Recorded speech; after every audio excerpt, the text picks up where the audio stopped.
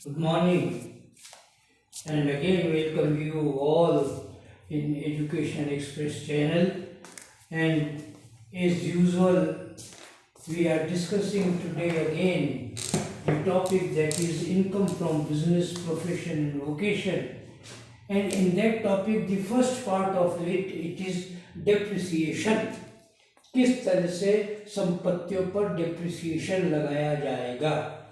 आज ये हमारे इस टॉपिक पर अंतिम क्लास है। कल इसके सेकंड पार्ट पर बात करेंगे। जब हम इनकम फ्रॉम बिजनेस की कैलकुलेशन करेंगे तो संपत्तियां आएंगी तो डिप्रिसिएशन कैसे ज्ञात किया जाना चाहिए ये बताया जा रहा था अभी तक। आज भी उसी पर हम चर्चा कर रहे हैं। कल से इनकम फ्रॉम बिजनेस का जो सेकंड फेज है वो शुरू हो जाएगा। तो डिप्रिसिएशन की हमने इलस्ट्रेशन देखी थी, एक दो क्वेश्चन देखे हैं। आज क्वेश्चन नंबर 4 देख रहे हैं कि किस प्रकार से डिप्रिसिएशन कैलकुलेट किया जाता है। ये बता रहा है, क्वेश्चन की शॉर्ट डिटेल्स मैंने लिख दी हैं और इसको मैं एक बार पढ़ देता हूँ कि क्या कह रहा है। निम्नलिखित आंकड़ों से व्यवसाय में लगे हुए करदाता को कर निर्धारण वर्ष 2020-21 के लिए स्वीकृत राशि की गणना कीजिए। कारखाना भवन का अपलिखित मूल्य 5 लाख रुपए। आपको देखना है कि डिप्रिसिएशन की रेट क्या होगी, ध्यान रखना। फिर कहता है प्लांट, सेकंड नंबर पर प्लांट और मशीन की रिटर्न डाउन वैल्यू है 12 लाख रुपए और इस प्लांट और मशीन में नई संपत्तियों का क्रय किया गया, शामिल किया गया है। 30/6/19 को 1 लाख रुपए की, 31/12/19 को भी 1 लाख रुपए की। फिर इसमें प्लांट और मशीन में से एक प्लांट या मशीन बेचा है 1/12/19 को 6 लाख रुपए का। अब प्लांट मशीन के बाद कंप्यूटर है और वो इस साल है 60,000 रुपए का। फिर नेक्स्ट संपत्ति फर्नीचर जिसका अपलिखित मूल्य है 1 लाख रुपए। फिर एक संपत्ति मोटर कार के नाम से जिसका अपलिखित मूल्य रिटर्न वैल्यू 60,000 रुपए। फिर एक नई मशीन खरीदी है 31/12/2018 को और वो 10 लाख रुपए में खरीदी थे, जिसपे दोनों डिप्रिसिएशन लेने, नॉर्मल भी और एडिशनल भी। एडिशनल डिप्रिसिएशन वगैरह क्या होता, कैसे होता, इस पर भी चर्चा करेंगे। ठीक है, तो आइए कैलकुलेशन ऑफ डिप्रिसिएशन।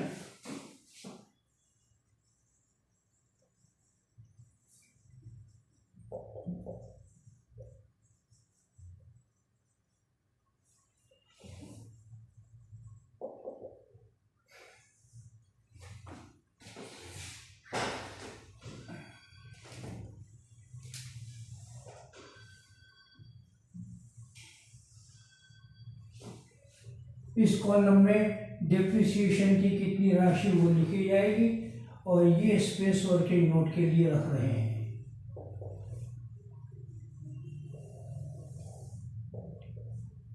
ओके, चलें शुरू करें।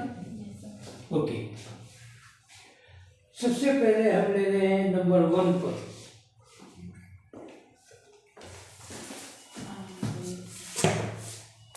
बात करी मतलब नहीं रहेगा। आइए हम आज इनकम फ्रॉम बिजनेस के जो फर्स्ट फेज है डिप्रिसिएशन उस पर बात कर रहे हैं और उसमें क्वेश्चन नंबर 4 पटेल चौधरी की बुक है, उसका ये क्वेश्चन है और ये डिटेल आपको मेन डिटेल जो है नोट कर दी हैं। एक पहला है, एक फैक्ट्री बिल्डिंग है, उस पर 5 लाख रुपए की रिटर्न डाउन वैल्यू दे रखी है। फिर प्लांट मशीन है जिसकी रिटर्न डाउन वैल्यू 12 लाख है। इस प्लांट और मशीन में वृद्धि की गई है, नई खरीदी गई है 30/6/19 को 1 लाख रुपए की और 31/12/19 को भी 1 लाख रुपए की। इन प्लांट मशीन में से एक को सेल किया है 6 लाख रुपए में। उसके बाद कंप्यूटर है और वो है 60,000 रुपये का। फिर नेक्स्ट संपत्ति फर्नीचर की जिसकी रिटर्न डाउन वैल्यू है 1 लाख रुपए। फिर संपत्ति है मोटर कार जिसकी रिटर्न डाउन वैल्यू है 60,000 रुपये और एक नई मशीन खरीदी है 31/12/2018 को 10 लाख रुपए की, जिस पर नॉर्मल और एडिशनल दोनों डेप्रिसिएशन देने हैं। अभी नॉर्मल और एडिशनल क्या होते हैं आपको उस समय और बताएंगे, हालांकि इस पर चर्चा पहले की जा चुकी है, पर फिर भी डिस्कस और कर लेंगे। आइए अब हम इस पर एक एक करके कैलकुलेशन लेते हैं। रेट का आपको ध्यान रखना होगा। Okay, come on. First, factory building, ये फर्स्ट ब्लॉक,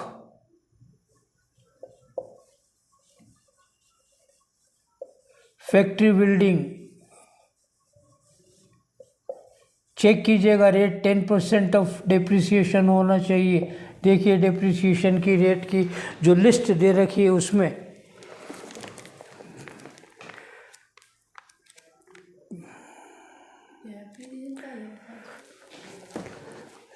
वो लिस्ट वाला पेज भी निकाल करके रखिएगा। ये फैक्ट्री बिल्डिंग रही पहले ही, एक तो 5% है जो बोर्डिंग के काम आती है, और दूसरी है वो 10% है। पता लग गया? पेज नंबर 293 पर। तो 10% की डेप्रिसिएशन कारखाने की बिल्डिंग पर भी देख लीजिएगा। 10% रेट ऑफ डेप्रिसिएशन है factory building at the rate of 10% depreciation। ये डेप्रिसिएशन की रेट 10%। तो पहले 5 लाख रुपए की संपत्ति पर डेप्रिसिएशन लिया, written down value 5 lakh into 10%, और डेप्रिसिएशन आ रहा है 50,000 रुपये।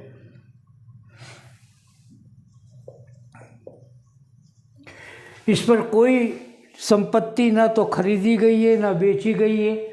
नहीं तो नियम ये होता है कि नई संपत्ति खरीदी इस ब्लॉक की तो उसको जोड़ें, और नई कोई संपत्ति इस ब्लॉक की बेची गई तो उसको घटाएं। तो नो प्लस नो माइनस, और सीधा डेप्रिसिएशन ये फाइनल कॉलम में हम लिख सकते हैं 50,000 रुपये।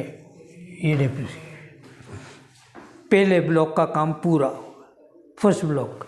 नंबर 2, सेकेंड ब्लॉक, और वो है प्लांट एंड मशीन।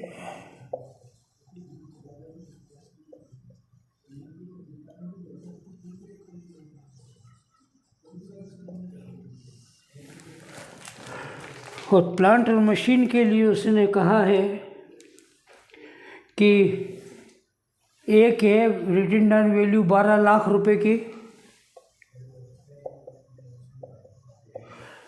प्लांट और मशीन पर चेक कीजिएगा रेट ऑफ डेप्रिसिएशन 15% होनी चाहिए। चेक करो। है 15% रेट ऑफ डेप्रिसिएशन है प्लांट और मशीन का। तो अब इस ब्लॉक में आ रहा है रिटन डाउन वैल्यू, वो है 12 लाख रुपए की।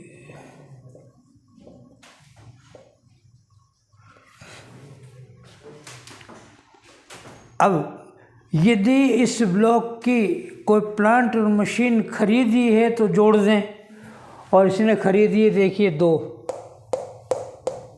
एड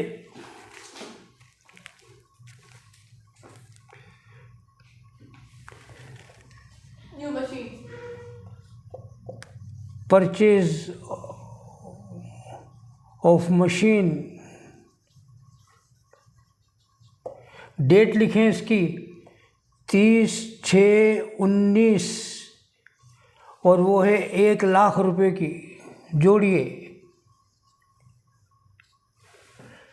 फिर लिखें एड, ये पहली मशीन, ये दूसरी मशीन खरीद रहा है, परचेज, और ये डेट है 31/12/19, और ये भी प्लस करें, ये भी 1 लाख रुपए की है। अब थोड़ा सावधान रहें। पहली प्लांट मशीन जो 30/6/19 को खरीदी है कितने महीने उपयोग में आई गत वर्ष में? 1/4/19 से 31/3/20 के बीच में ये मशीन कब खरीदी और कितने दिन उपयोग में आई? 30 जून को खरीदी तो जुलाई, अगस्त, सितंबर, अक्टूबर, नवंबर, दिसंबर, जनवरी, फरवरी, मार्च, 9 महीने, मोर देन 180 डेज। ये लिख लें यहाँ पर ताकि ध्यान रहे आपको। ये पहले वाली मशीन मोर देन 180 डेज, बाद में भी काम आएगा, इसका ध्यान रखें, ठीक है। आइए दूसरी मशीन की बात करते हैं।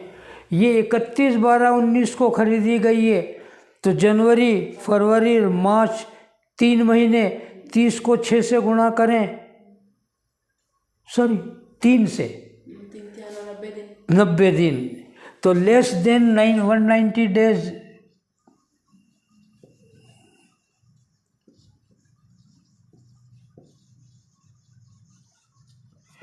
ऐसा क्यों लिखा गया है? क्योंकि जब डिप्रिसिएशन हम देंगे तो इस मशीन पे पूरा डिप्रिसिएशन मिलेगा 15% का, परंतु दूसरी मशीन जो है जो 31/12/19 को खरीदी गई और 180 दिन से कम काम में आई है तो उस पर डिप्रिसिएशन 15% का आधा कर दिया जाएगा, वो डिप्रिसिएशन मिलेगा। इसलिए लिख लीजिएगा ताकि भूल ना हो, आपसे गलती ना हो। ओके, यहाँ तक का टोटल करें कितना आता है आपको ज़रा चेक कीजिएगा।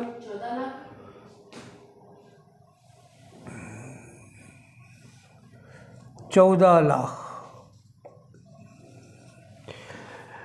ज़रा वो लिस्ट देखिएगा प्लांट डिप्रिसिएशन के रेट की। प्लांट और मशीन में मोटर कार को भी माना गया है, मोटर कार भी प्लांट और मशीन की तरह ही मानी जाती है, ठीक है। तो इसका मतलब उस पर भी डिप्रिसिएशन 15% ही होगा, अर्थात वो भी इसी ब्लॉक की है संपत्ति। बात समझ में आ गई? नाम उसका मोटर कार है परंतु वो प्लांट और मशीन के ब्लॉक में मानी जाती है और वो इसी ब्लॉक में उसकी कैलकुलेशन की जाएगी। कार भी है, देखो कहीं आपके चेक कीजिएगा, 5th पॉइंट ये रहा, और उसकी रिटर्न डाउन वैल्यू है 60,000 रुपये। Add return down value of motor car,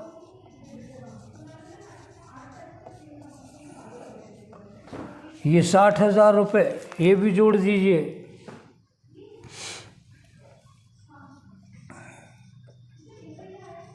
total 14,60,000।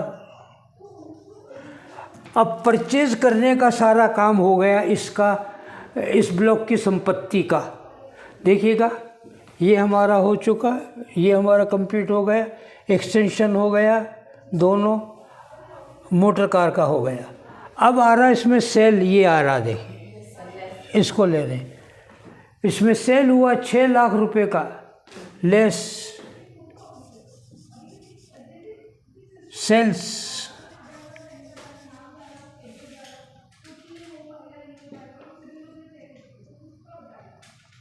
6 lakh रुपए घटा दें,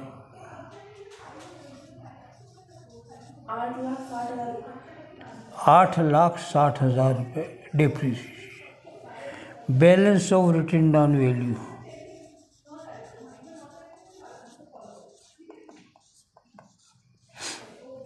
अब ज़रा एक बात का और गौर कीजिएगा, ये जो सेल्स किया है वो 1/12/19 को किया है।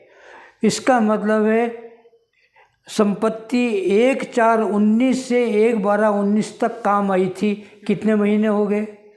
अप्रैल, मई, जून, जुलाई, अगस्त, सितंबर, अक्टूबर, नवंबर, 8 महीने हो गए, अर्थात 180 डेज ज़्यादा से ज़्यादा हो गया। ज़्यादा हो गया तो पूरा डिप्रिसिएशन इस पे भी मिलेगा, ठीक है। यहाँ पे आप चाहें तो लिख लें, कौन था ये, मोर देन 180 डेज, ये भी ध्यान रखें। तो केवल 180 डेज से काम करने वाली संपत्ति ये एक ही है 31/12/19 की, बाकी सब संपत्तियाँ वही है। ठीक है, अब इसका मतलब ये संपत्ति कितने की है ज़रा देखिएगा। इस पर डेप्रिसिएशन होगा 7.5%, डेप्रिसिएशन 8.5 रेट, हाँ लिख लें, 1/2 रेट फॉर मशीन, ब्रैकेट में लिख लो, उसकी डेट है ये 31/12/19, worked for less than 180 days. अब लें 1 लाख रुपए की संपत्ति थी, उस पर 15% का डेप्रिसिएशन, उसका आधा 1/2, बोलिए 7,500 रुपये चेक करें। 7,500 रुपये डेप्रिसिएशन इसका आएगा, ये 7,500 यहाँ लिख लें। हो गया, क्लियर होगी सब बात? ठीक है, आइए अब डेप्रिसिएशन हमारे किस मशीन पर लेते हैं। Balance of written down value of plant and machine. अब कितनी बच गई? 8,60,000 में से 1 लाख का डेप्रिसिएशन तो गया, 8,60,000 माइनस 1 लाख, अब कितनी बच गई? 7,60,000, ये संपत्ति बच गई। अब इस पर हम डेप्रिसिएशन ले रहे हैं। अब 7,60,000 पर डेप्रिसिएशन देखिएगा, चेक करना, डेप्रिसिएशन ये आएगा, ये 1 मिनट, ये आएगा और इसका टोटल है 14,60,000। ठीक है, इसमें से 6 लाख की बेच दी, 8,60,000 की बच गई। 8,60,000 में से इस मशीन पर डेप्रिसिएशन आधा ले चुके हम, ये वाला हो गया। ठीक है, वो हटा दे, अब बाकी पर पूरा डेप्रिसिएशन होगा। ठीक है, okay, eight the rate of 15% into 7,60,000, बोलिए 1,14,000। 1,14,000, ये एक फाइनल कॉलम में लिख ले, 1,14,000 डेप्रिसिएशन ये आ गया। ठीक है,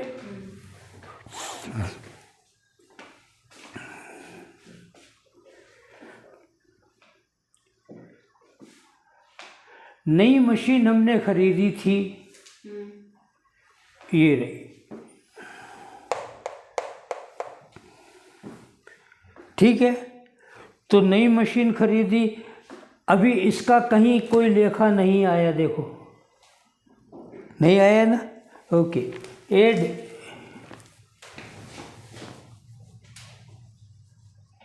depreciation on new machine,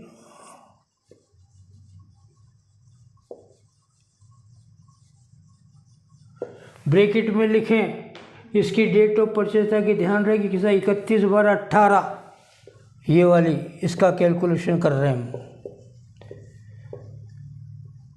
10 lakh रुपए की। ठीक है, और ज़रा देखिएगा, ये मशीन खरीदी 31/12/18 को, तो इस पर भी ये आ जाएगा जनवरी फरवरी मार्च 3 महीने, less than 180 days, therefore depreciation 8 half rate, आधी दर पर होगा डेप्रिसिएशन। अब डेप्रिसिएशन लें 10 लाख इंटू 15% इंटू 1/2, सॉरी 15% ही ना, हाँ, इंटू 1/2। 75,000। नहीं, चेक करो नई मशीन पर डिप्रिसिएशन कितना, चेक करो रेट के कॉलम पर देखो। 20% नई मशीन पर अतिरिक्त डिप्रिसिएशन होता है। बताया था कि शुरू में, देखो मैं बताता हूँ रेफरेंस नंबर। नई मशीन पर डिप्रिसिएशन 20%।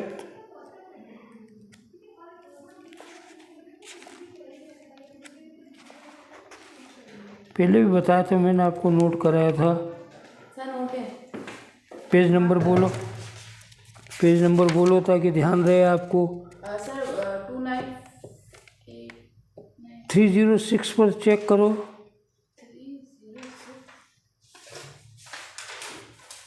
306 पर नई मशीन में प्लांट पर अतिरिक्त ह्रास का प्रावधान, और लास्ट एक कॉलम देखो उसका 20%। ठीक है, देखिए भी गलती हो जाती। 20% की रेट का इंटू 1/2, बोलो 2 लाख रुपए सर। अरे 10 लाख का 20% 2 लाख ही तो होगा सर। इंटू 1/2 आधा करोगे ना, वही 80 दिन से कम काम है, 180 से कम देने रही ना मशीन। 1 लाख रुपए सर। 1 लाख रुपए, ये डेप्रिसिएशन आया 1 लाख रुपए इस मशीन। ठीक है, फिर और मशीन कौन सी ली थी आपने नई? परचेज ऑफ एक मशीन, ये रही देखो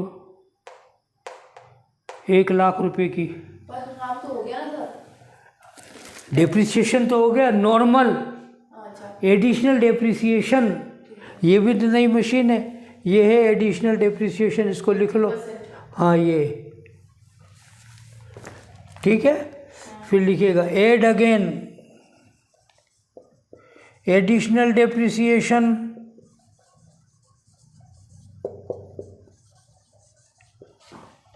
ऑन मशीन। पहले लीजिएगा, पहले वाली कौन सी थी भाई? 30/6/19। 30/6/19 को लीजिए, मशीन है 1 लाख रुपए की, इंटू 20%।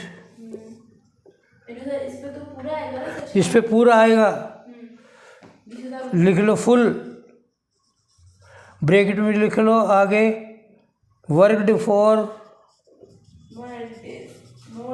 हाँ, मोर देन 180 डेज, इसलिए ले रहे हैं ताकि कंफ्यूजन नहीं रहे आपको। 20,000 इस पर 20,000 रुपये डिप्रिसिएशन, फाइनल कॉलम में 20,000। फिर add additional depreciation again, additional depreciation on machine, date लिख लो ब्रैकेट में, वो थी 31/12/19। 1 लाख रुपए। हाँ, ये 12 को खरीदी तो आधा हो जाएगा। नहीं अमाउंट। हाँ 1 लाख। हाँ, 1 लाख इंटू 20% इंटू 1/2, ब्रैकेट में लिख ले हाफ रेट, 10,000 रुपए। Worked less than 180 days,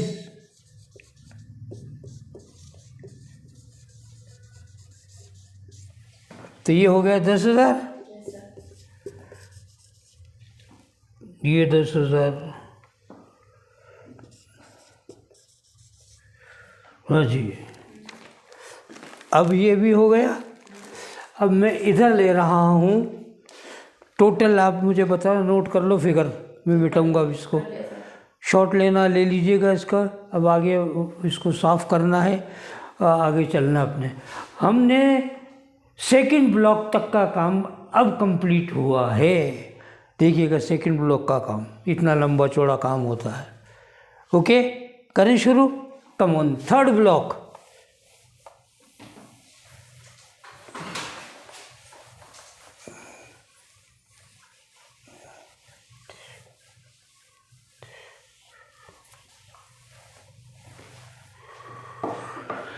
third block किसका है भाई? देखिए ये हो गया, ये हो गया, ये कंप्लीट हो गया। फर्नीचर। कंप्यूटर कहाँ रह गया अभी? कंप्यूटर और फर्नीचर कहाँ? Okay, third block computer. Computer की रेट देखिएगा, अलग रेट है 30 से 40%। चेक करो रेट के उसमें at the rate of, check करो 40% होना चाहिए शायद कंप्यूटर की रेट। आधारभूत सुविधा उपलब्ध करवाने की व्यवस्था में ऐसा कुछ।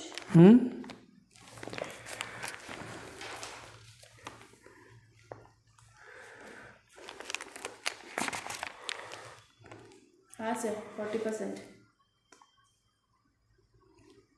प्लांट एंड मशीनरी सरकार के टैक्स। हाँ, ये रहा कंप्यूटर, पेज नंबर 294 पर। जी सर। 9th पॉइंट, कंप्यूटर एवं कंप्यूटर सॉफ्टवेयर 40% की रेट का डिप्रिसिएशन। और कंप्यूटर है हमारा 60,000 का।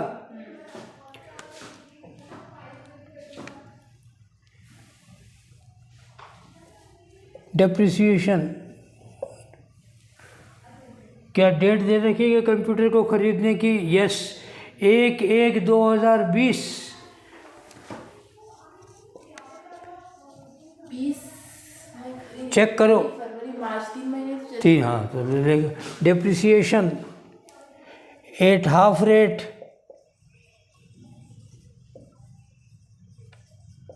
ब्रैकेट में लिख लो worked for less than 180 days. एक है ना, तो जनवरी फरवरी मार्च 3 महीने हुए, 90 दिन ही हुए। ओके, तो आइए 60,000 इंटू 40% इंटू 1/2, बोलिए 624, 12,000। बोलो भाई। Yes sir, 12,000। 12,000 फाइनल कॉलम में।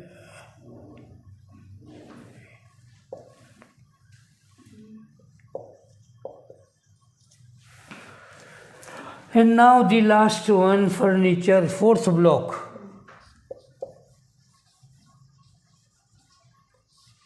Furniture.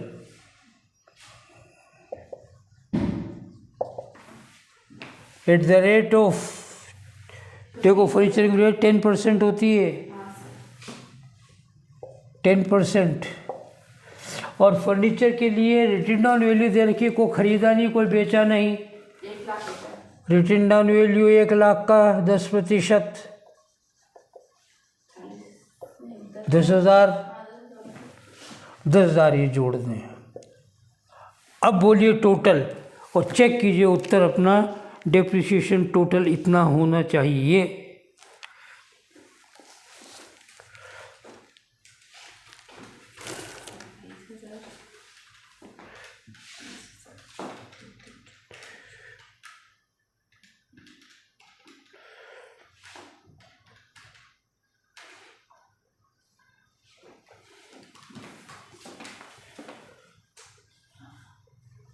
बिल्कुल सही आ रहा है सर। कितना आ रहा उत्तर? 3,23,500। ओके, अब यहाँ पर लिखेंगे टोटल डिप्रिसिएशन अलाउड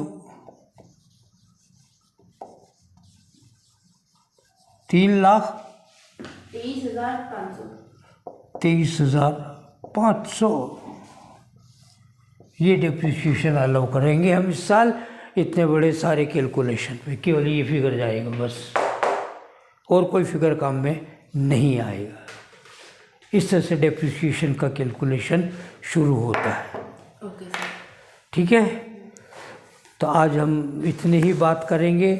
कल से शुरू करेंगे इनकम फ्रॉम बिजनेस का सेकंड फेज, डेप्रिसिएशन की बातें उसमें और होती रहेंगी, क्योंकि करीब करीब हर क्वेश्चन में डेप्रिसिएशन कहीं ना कहीं किसी न किसी रूप में आता रहेगा। मैं समझता हूँ कि शायद आपको सारी बातें क्लियर होगी इस क्वेश्चन की। तो I wish you good luck and thank you.